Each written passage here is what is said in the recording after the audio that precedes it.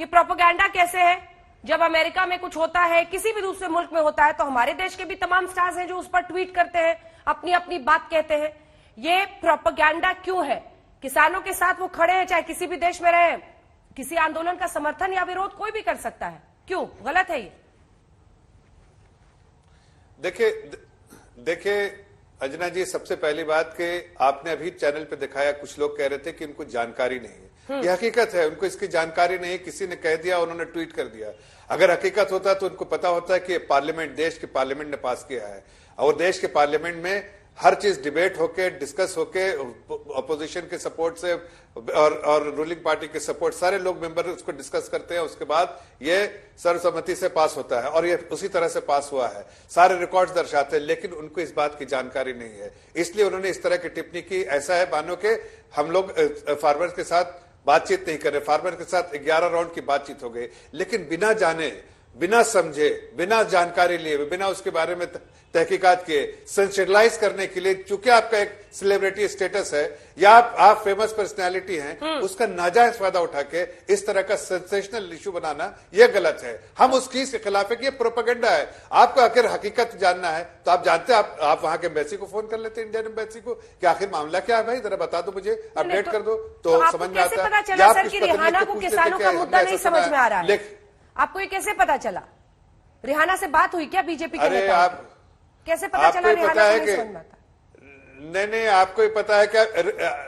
आपको ही पता है कि देखिए कुछ ऐसे लोग हैं जो खालिस्तानी मूवमेंट को सपोर्ट और बल देने का काम कर रहे हैं। उनको रिहाना जी ने पिछले कुछ दिन पहले ही फॉलो किया है, और उनके ही जो उनके वीडियो में कहीं ना कहीं वो दिखती भी है, तो उससे समझ में आता है कि वो कहीं ना कहीं इन्फ्लुएंस्ड है किसी से, और कोई ऐसे लोग जो है इस चीज को बल दे रहे हैं, जो ऐसी ताकतें हैं, उसमें से यहाँ के देश के नेता भी है, जिसमें राहुल गांधी जी का भी नाम है। खरीफ क्रॉप क्या है, रबी क्रॉप क्या है? अंजना जी, जितना स्टडी इन लोग ने रिहाना का कर लिया, अगर उतना स्टडी 3 फार्म लोग का कर लेते, आज परिस्थिति ये नहीं होती। देखिए अंजना जी, ये हमारा देश का मुद्दा है। आज लोगों को मौका क्यों मिल रहा है? क्योंकि ये सरकार असंवेदनशील सरकार है। 3 काले कानून के पीछे हम देख रहे हैं, 70 दिन से ज्यादा हमारे किसान बैठे हुए हैं। 100 से ज्यादा किसानों की वहां पे मौत हो गई। यहाँ पे जिस प्रकार से उनको आतंकवादी कहा, प्रताड़ित कहा गया, क्या सरकार को उनकी आवाज नहीं सुनाई दे रही थी? जैसे ही राहुल गांधी कुछ प्रेस करेंगे, इनके बेरोजगार मंत्रियों को रोजगार मिल जाता है, उनका बेरोजगार प्रवक्ताओं को आज काम मिल गया उनको। देखिए इतनी असंवेदनशीलता उनकी किसानों के लिए है, और जैसे ही लगता है कि सत्ता खतरे में आ गई, सारे लोग टूट पड़ते हैं प्रेस कॉन्फ्रेंस करने के लिए। आपने प्रेस कॉन्फ्रेंस तब क्यों नहीं की जब किसानों की आंखों में आंसू थे? तब आपने प्रेस कॉन्फ्रेंस तब क्यों नहीं की जब आपने किले और तार रोड पे बिछा दिए? आपने प्रेस कॉन्फ्रेंस क्यों नहीं की जब 100 से ज्यादा किसानों की मौत हो गई? आपने प्रेस कॉन्फ्रेंस क्यों नहीं की जब दीप की जगह मनदीप को पकड़ा गया? रिहाना का ऐसा ट्वीट करना सही है या गलत है, ये बता दीजिए। आपको लगता है कि आप रिहाना जी, रिहाना का ट्वीट करना सही है या गलत है कांग्रेस पार्टी की आंखों में? अपना पर्सनल ओपिनियन मत बताइएगा। रिहाना का, ग्रेटा थनबर्ग का जो है, तो एक सेकंड सर सुनिए तो मेरी बात, है तो एनवायरमेंटल एक्टिविस्ट, लेकिन यहाँ पर खेतों में पराली जलाने की भी मांग लेकर किसान बैठे हैं, और उस पराली के जलने से किस तरह का पोल्यूशन और किस तरह से वातावरण खराब हो रहा है, पर्यावरण, ये शायद ग्रेटा थनबर्ग को पता ही नहीं है, लेकिन उन्होंने सपोर्ट कर दिया। अब आप कांग्रेस पार्टी का स्टैंड बताइए, क्या आप इन लोगों के ट्वीट्स और सवाल से सहमत हैं, या आपको लगता है कि इनको नहीं करना चाहिए था और आप इसके खिलाफ हैं? स्टैंड लीजिए।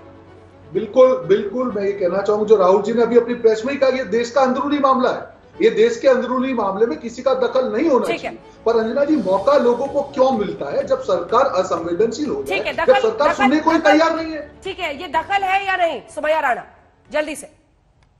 अंजना जी, नजर का तीर जिगर में रहे तो अच्छा है, बात घर की है, घर में रहे तो अच्छा है, लेकिन बड़े सोशल नेटवर्किंग जरिया में हर जगह का हाल अहवाल जानने के लिए, तो जब हमारे मुल्क में इंसानियत को शर्मसार कर देने वाली ऐसी तस्वीर सामने आ रही है, उस वक्त में आप क्या बोलेंगी?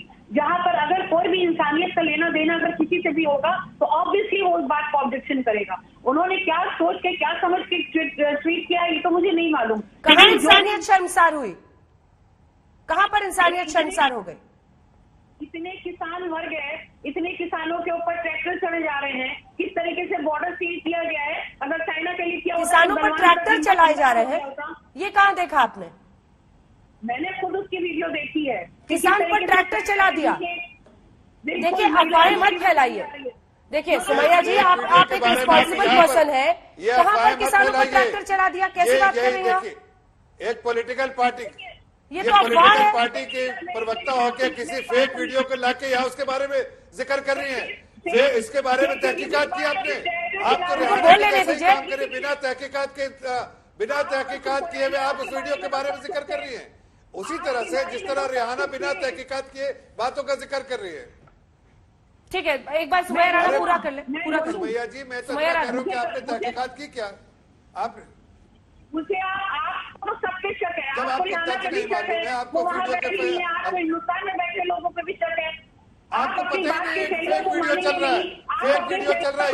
आपकी पार्टी यही फेक वीडियो का इस्तेमाल करके लोगों को गुमराह करने का कोशिश कर रही है। सब कुछ फेक है। बीजेपी करने क्या यानी आप फेक वीडियो का इस्तेमाल कर रही है।